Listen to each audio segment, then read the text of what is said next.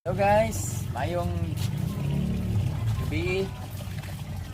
So bag-orata na uli guys, gikan sa ato ang day dive from 3 p.m. hangtod karon. Para pa ko na uli.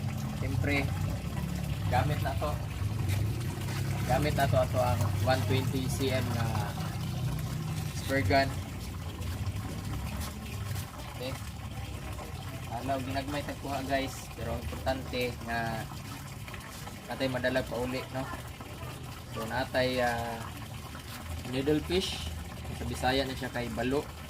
So permirong tira na ako napagoy mas dako pa ni, pero paglugnot niya is na gisi ang iyang tiyan, so moton kabuhi.